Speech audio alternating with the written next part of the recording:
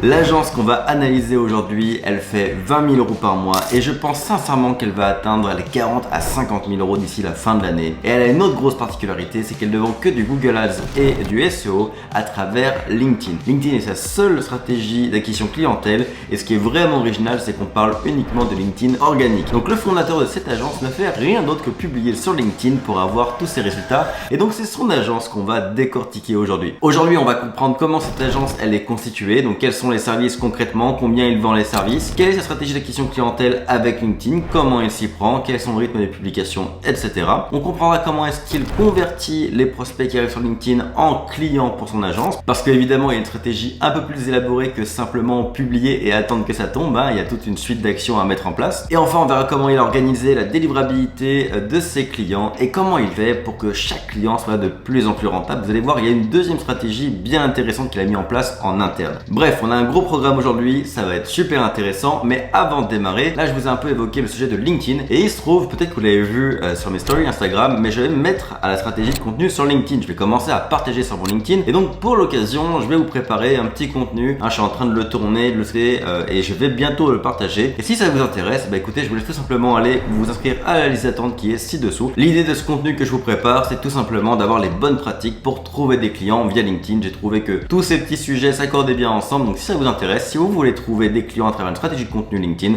allez voir ci-dessous en description, inscrivez-vous et vous le recevrez très bientôt. Et si ce que vous voulez c'est comprendre comment lancer votre agence de A à Z, allez voir également en description ma formation gratuite, les 5 jours de devenir consultant. Là c'est une formation sur 5 jours dans laquelle je vous explique comment trouver vos premiers clients, créer votre offre, avoir le bon mindset, etc. En bref, tout le nécessaire pour lancer votre agence et aller générer vos premiers milliers d'euros. Et tout ça c'est gratuit et c'est juste ci-dessous en description. On démarre avec la base. Quelle est l'offre de cette agence? Alors l'offre elle est très simple, il n'y a que deux services, rien d'autre. Il ne vend rien d'autre que ces deux services. Il s'agit du SEO et de la publicité sur Google. Donc quand je dis Google, c'est du search tout simplement. Donc le SEO ça consiste dans son cas à faire du copywriting tout simplement, rédiger du contenu sur les sites web de façon à ce qu'il se référence et que ça génère du trafic. Donc typiquement ça passe par des blogs. Donc lui il rédige, alors il fait aussi du SEO éventuellement pour optimiser un site web déjà créé au niveau des pages du site web, mais sinon à long terme il a des forfaits pour donc rédiger des articles de blog qui vont permettre aussi de se référencer dans Google et donc d'apporter des prospects sur le site directement, générer du trafic. Et à côté son deuxième service c'est la publicité Google Search, donc tout simplement la gestion de campagne Google avec les mots-clés, etc. Alors pour ces deux services là c'est très intéressant, il a ultra standardisé le truc, il a un même prix pour les deux services. C'est 2 000 € par mois chacun, donc 2 000 € pour le SEO, 2 000 € pour la gestion des campagnes Google Ads et il n'a aucun autre tarif autour de ça. C'est-à-dire que en gros il a toujours la même clientèle, il m'a dit que tous ses clients faisaient entre 3 et 15 millions de chiffres d'affaires, donc c'est une fourchette assez large, mais globalement c'est des PME classiques comme on peut retrouver un peu partout en France, il y a des e-commerce, il y a des PME classiques et pour chacun de ses clients il a appliqué le même tarif, peu importe le budget qui était investi derrière. Alors il a que des budgets supérieurs à 3 000 € par mois au niveau de Google Ads, mais que ce soit du 3 000 ou du 30 000 par mois, il facture 2 000 € par mois de gestion du Google Ads et 2 000 € par mois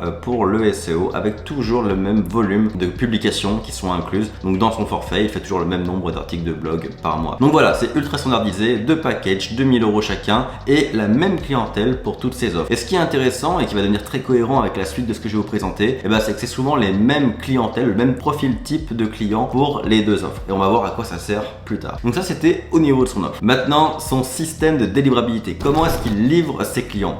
Déjà il a commencé seul. Alors en gros lui c'est un bon copywriter. Justement ça va avoir un lien avec ce qu'on va voir juste après au niveau de sa stratégie d'acquisition clientèle. Et il a commencé en rédigeant lui-même tous les contenus qu'il vendait, en gérant lui-même les campagnes de pub. Donc en gros il a commencé tout seul et il est allé jusqu'à 8 000 € par mois de chiffre d'affaires entièrement seul en tant que technicien, en mode freelance. Et à partir des 8 000 €, il a commencé à sous-traiter à d'autres freelances et maintenant il a une équipe de 3 sous-traitants à qui il donne du travail en régulier. Et donc maintenant sur les 20 000 € de chiffre d'affaires mensuel, il en gère pour environ 5 000 €. Donc au final maintenant la majorité est sous-traitée et les 5 000 € qu'il garde, c'est simplement parce que c'est des clients dont il est très proche et dont il veut continuer de s'occuper personnellement. Donc c'est un truc qu'on va retrouver souvent, ça, le fait de garder au moins un ou deux gros clients pour soi, les gros clients historiques ou les clients avec qui on s'entend bien. C'est un truc que je retrouve très souvent chez les entrepreneurs qui créent leur agence, qui finissent par sous-traiter mais qui ont commencé par eux-mêmes, et il n'y a pas de problème à ça du moment que ça vous prend pas trop de temps dans votre semaine. Donc si c'est votre cas, du moment que ça vous prend pas plus d'une journée, une journée et demie par semaine, franchement c'est pas un gros problème, vous pouvez garder vos gros clients préférés, c'est correct. Moi j'ai fait pareil avec mon fameux client dont je parle souvent, les écrans verts. bah, je l'ai gardé pendant 5 ans ce client et c'est toujours moi qui m'en suis occupé, je l'ai jamais délégué. J'ai pas le détail exact des chiffres de ce que coûtent les sous-traitants, mais il m'a dit qu'il était environ à 40% de profit avec son agence. Donc sur les 20 000 euros qu'il génère tous les mois, il y en a 40% qui restent. Le reste part dans tous les outils. Il m'a dit qu'il avait 2-3 000 euros d'abonnement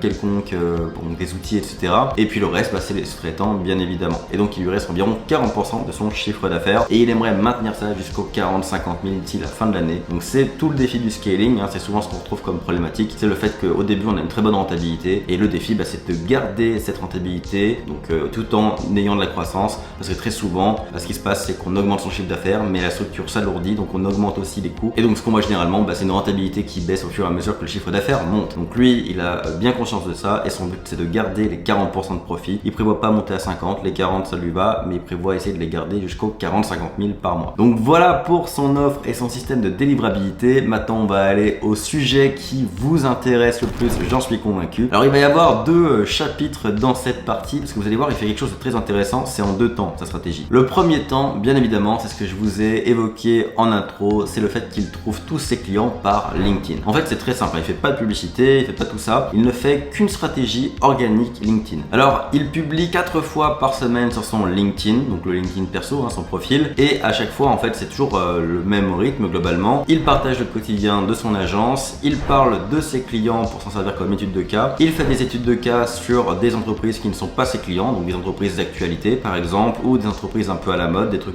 qui passent souvent sur LinkedIn, mais il reprend leurs cas et va les analyser tout simplement. Et il fait des conseils aussi techniques, donc il dit un peu comme de la veille si vous voulez, toutes les nouveautés au niveau du SEO et de la publicité Google. Quand il y a une méthodologie intéressante qu'il a appris, qu'il a vu, il repartage le truc sur son LinkedIn. Donc en gros il y a 3 gros piliers de contenu, il y a toutes les études de cas comme je vous disais, les news de son agence et les news plus techno, enfin la veille technologique liée à ses services. Ça c'est ce qui va animer son LinkedIn au quotidien et c'est ce qui va faire qu'il va avoir tout simplement une grosse portée auprès des gens qui vont l'intéresser. Et ce qu'il fait, c'est que derrière il commente régulièrement, donc tous les jours il va commenter des posts de partenaires idéaux ou de clients idéaux ou de gens qui ont sa clientèle sur laquelle il aimerait apparaître. Donc la stratégie classique de LinkedIn, hein, d'aller faire un peu de présence chez les gens qui ont l'audience qu'on aimerait avoir. C'est ce que je vais commencer à faire aussi, c'est la base de LinkedIn pour avoir une visibilité sur de nouvelles personnes. Donc c'est ce qu'il fait, une demi-heure à 1 heure par jour, en plus de ses 4 publications par semaine basées sur les 3 piliers que je vous ai partagés. Donc ça c'est la partie organique, hein, c'est ce que vous faites peut-être, c'est ce que beaucoup font. Et lui il ne s'arrête pas là. En gros ce qu'il fait, c'est qu'à chaque fois que quelqu'un va venir liker ses posts, commenter ses posts, l'ajouter à son réseau, enfin ce genre de choses, et ben il va aller contacter la personne directement par message privé pour entamer la conversation. Il fait pas d'offres, il fait pas de promesses, il ne promet pas un livre blanc, ligne magnet ou quoi que ce soit. Il fait juste entamer la conversation en rebondissant au dernier post ou là où il y a eu une activité avec le prospect. Alors à chaque fois ça lance pas une conversation, mais dans un cas sur 3 environ, il m'a dit que ça pouvait lancer un petit échange. Et généralement l'échange, s'il dure assez longtemps, bah, il devient on va dire intéressant. On va dire qu'il y a un truc vraiment réciproque qui se met en place. Et là, il va proposer soit un Zoom, soit un café si l'entrepreneur est pas trop loin de lui. Vous voyez, c'est ça qui est intéressant, c'est que la plupart font une stratégie organique sur LinkedIn et attendent que ça tombe du ciel derrière, que les gens arrivent avec un message en mode s'il te plaît, fais-moi un devis. Lui, il est pas là-dedans. Oui, il fait son organique. Oui, il attire une clientèle qualifiée sur son LinkedIn. Mais derrière, c'est lui qui manuellement va aller les approcher, entamer une conversation et faire le fameux travail de réseau dont je parle souvent, hein, d'aller se glisser dans un groupe d'entrepreneurs, parler à tout le monde, contacter tout le monde, créer des relations avant de faire une offre commerciale. Lui, il fait exactement ça, mais tout dans LinkedIn. Donc, ce qui est intéressant, c'est qu'il ne sort pas de LinkedIn. LinkedIn est son seul et unique outil pour toute la stratégie d'acquisition clientèle. C'est littéralement son CRM intégré, quoi. Et donc, c'est de ça dont il sert pour générer les rendez-vous. Après, les rendez-vous, il les close tout à fait naturellement, comme vous et moi. Et derrière, donc là, on arrive à la deuxième partie de sa stratégie. Et il a une belle stratégie d'upsell. Parce que ce qui est intéressant, c'est que lui, comme il a une offre qui est très standardisée avec 2 services connexes, en gros, il va toujours rentrer chez son client avec une des 2 offres. Donc selon la conversation qu'il va avoir sur LinkedIn avec son prospect, il va parler de SEO ou de Google Ads. Et puis ça va aussi dépendre de ce qui aura activé le prospect entre guillemets sur LinkedIn, hein, la nature du post. Si dans son post il parle de Google Ads, il va attaquer le prospect avec Google Ads. Si c'est le SEO, voilà. Donc quand il va closer son client, donc il va commencer avec le service qui a intéressé le client, évidemment, soit Google Ads, soit le SEO. Et au bout de 2, 3, 4 mois, il va aller tenter l'upsell sur son autre service. service. Et c'est comme ça qu'en gros, tous ces clients en mode récent ou porte d'entrée sont à 2000 € par mois et la plupart finissent par passer à 4000 € par mois à un moment ou à un autre. Et c'est comme ça qu'il arrive à doubler son chiffre d'affaires sans avoir à signer beaucoup plus. Et c'est pour ça qu'il est très confiant sur le fait d'atteindre les 40 à 50 000 d'ici la fin de l'année, parce que là il a pas mal de clients qui ont un seul service, qui sont à 2000 € par mois et qu'il a prévu d'upseller. Et vous voyez, ça c'est un truc que je trouve super intéressant parce qu'on parle toujours d'aller chercher plus de nouveaux clients, de prospecter, etc.